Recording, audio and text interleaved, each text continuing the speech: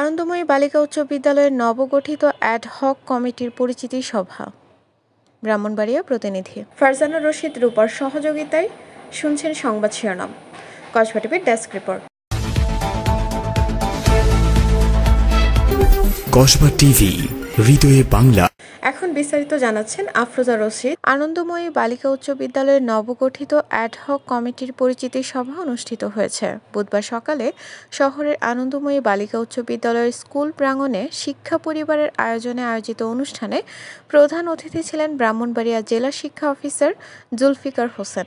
বিশেষ অতিথি ছিলেন আনন্দময়ী বালিকা উচ্চ বিদ্যালয়ের প্রাক্তন সভাপতি ডাক্তার খালেদা আক্তার, আনন্দময়ী বালিকা উচ্চ বিদ্যালয়ের প্রাক্তন সভাপতি শোভাশিস পাল, আনন্দময়ী বালিকা উচ্চ বিদ্যালয়ের আজীবন দাতা সদস্য দিদারুল আলম মারুফ। এ সময় পরিচিত সভায় নবনিযুক্ত সভাপতি মোহাম্মদ রাশেদ কবির আখন্দ, প্রধান শিক্ষক ও সদস্য সচিব মোহাম্মদ আবু জামাল, অভিভাবক প্রতিনিধি মমিনুল হক সরকার, শিক্ষক প্রতিনিধি মনিরুল আলম সরকার সহ প্রমুখ উপস্থিত ছিলেন। নবনিযুক্ত সভাপতি রাশেদ কবির আখন্দকে ফুল দিয়ে বরণ করে নেয় শিক্ষার্থীরা। এ সময় বক্তারা বলেন, অভিষেক অনুষ্ঠানের মাধ্যমে আমরা আমাদের পরবর্তী কার্যক্রম নির্ধারণ করব। কিভাবে আমরা আমাদের বিদ্যালয়ের কার্যক্রম ও পড়াশোনার গতিশীলতা বৃদ্ধি করতে পারব। পড়াশোনার মাধ্যমে একটি জাতিকে এগিয়ে যেতে হয়, পড়াশোনা ছাড়া একটি জাতি এগিয়ে যেতে পারবে না। অ্যাডহক কমিটি তার কার্যক্রম পরিচালিত করবে বিদ্যালয়ের শিক্ষার্থীদের পড়াশোনা ও মান উন্নয়নে। নবনিযুক্ত সভাপতি রাশেদ কবির আখন্দ বলেন, বিদ্যালয়ের শিক্ষার মান বজায় রাখার জন্য এবং শিক্ষার পরিবেশ সুন্দরভাবে পরিচালিত করার জন্য আমি নিরলসভাবে কাজ করে যাব। আমি আমার উপর অর্পিত দায়িত্ব সুষ্ঠুভাবে পালনের ব্যাপারে বদ্ধপরিকর এবং সুন্দরভাবে আমার কাজ পরিচালিত করব ইনশাআল্লাহ। এ সময় শিক্ষার্থীদের উদ্দেশ্যে তিনি বলেন, তোমাদের কাজ পড়াশোনা করা, তোমরা পড়াশোনায় মনোযোগী হবে।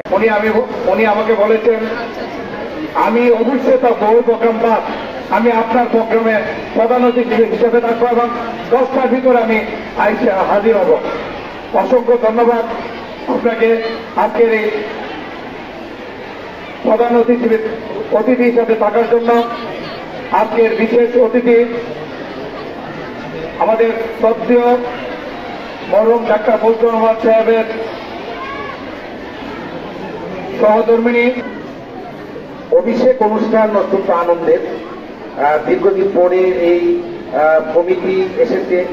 কমিটির অভিভাবক সদস্য, শিক্ষক প্রতিনিধি, সদস্য সচিব হিসেবে থাকবেন প্রধান শিক্ষক এবং সভাপতি নেতৃত্বে এই যে অ্যাডহক কমিটির মূল কাজটাই কিন্তু হচ্ছে ম্যানেজিং কমিটি, পরবর্তী সময়ের জন্য একটা ম্যানেজিং কমিটি গঠন করা।